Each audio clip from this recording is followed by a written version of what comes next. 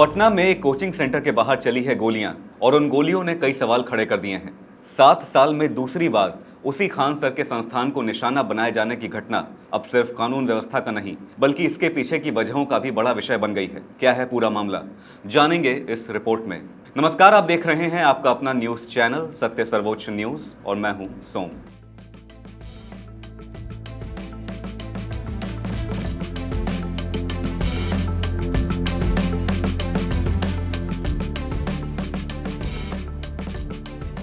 बिहार की राजधानी पटना के मुसल्लाहपुर हाट इलाके में 2 जून की रात उस वक्त सनसनी फैल गई जब मशहूर शिक्षक खान सर के कोचिंग सेंटर के बाहर 5 से 6 राउंड फायरिंग की गई। इस हमले में कोचिंग का एक सुरक्षा गार्ड गंभीर रूप से घायल हो गया, जिसे इलाज के लिए अस्पताल में भर्ती कराया गया। पुलिस ने मौके पर पहुंचकर जांच शुरू कर दी है और सीसीटीवी फुटेज खंगाले जा रहे हैं। मुसल्लाहपुर हाट पटना का बड़ा एजुकेशन हब माना जाता है, जहां प्रतियोगी परीक्षाओं की तैयारी के लिए बड़ी संख्या में छात्र आते हैं। ऐसे इलाके में हुई इस वारदात ने छात्रों और अभिभावकों के बीच डर का माहौल पैदा कर दिया है। पुलिस की शुरुआती जांच में कोचिंग संस्थानों के बीच आपसी रंजिश और वर्चस्व की लड़ाई की आशंका सामने आई है। जांच एजेंसियां इस एंगल पर काम कर रही हैं कि कहीं यह हमला इलाके की कोचिंग इंडस्ट्री में बढ़ती प्रतिस्पर्धा का नतीजा तो नहीं। वहीं खान सर ने दावा किया है कि कुछ असामाजिक तत्व उनके संस्थान के कर्मचारियों को धमकियां दे रहे थे। उनका कहना है कि उनके संस्थान की कम फीस और बेहतर रिजल्ट्स की वजह से कुछ लोगों को परेशानी हो रही है।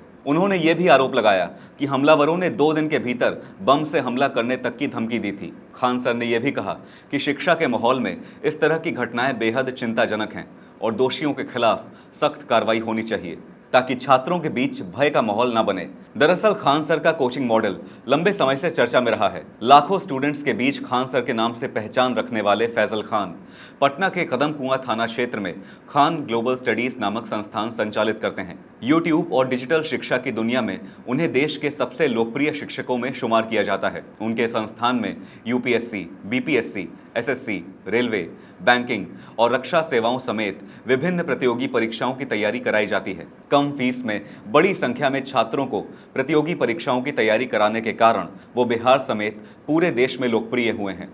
यही वजह है कि कई लोग इस हमले को सिर्फ एक आपराधिक घटना नहीं बल्कि कोचिंग कारोबार की प्रतिस्पर्धा से जोड़कर देख रहे हैं। हालांकि यह पहली बार नहीं है जब खान सर का संस्थान निशाने पर आया हो। साल 2019 में भी इसी कोचिंग सेंटर पर क्रूड बम से हमला किया गया था। अब 7 साल बाद फिर उसी संस्थान के बाहर गोलियां चलने की घटना ने सुरक्षा व्यवस्था और कोचिंग माफिया की संभावित भूमिका पर नए सवाल खड़े कर दिए हैं। फायरिंग के बाद हालात इतने संवेदनशील हो गए कि खान सर के कोचिंग संस्थान को अगले आदेश तक बंद कर दिया गया। बड़ी संख्या में छात्र सड़कों पर उतर आए और अपने शिक्षक के समर्थन में प्रदर्शन किया। फिलहाल पुलिस सभी पहलुओं की जांच कर रही है। घटनास्थल से सबूत जुटाए जा रहे हैं, प्रत्यक्षदर्शियों से पूछताछ की जा रही है और सीसीटीवी फुटेज के आधार पर हमलावरों की पहचान की कोशिश जारी है। मगर सवाल सिर्फ एक फायरिंग का नहीं है। सवाल यह है कि अगर शिक्षा के केंद्र भी गोलियों की जद में आने लगेंगे तो छात्रों का भविष्य कितना सुरक्षित रहेगा, और क्या कम फीस में पढ़ाने का मॉडल वास्तव में कुछ लोगों के लिए इतना बड़ा खतरा बन गया है कि उसे बंदूक से जवाब दिया जाए। आपके इस मामले पर क्या विचार हैं, हमसे जरूर साझा कीजिएगा। फिलहाल इस खबर पर इतना ही। देश और दुनिया की बड़ी और अहम खबरों के लिए बने रहिए सत्य सर्वोच्च के साथ। लाइक, कमेंट, शेयर और सब्सक्राइब करना ना भूलें।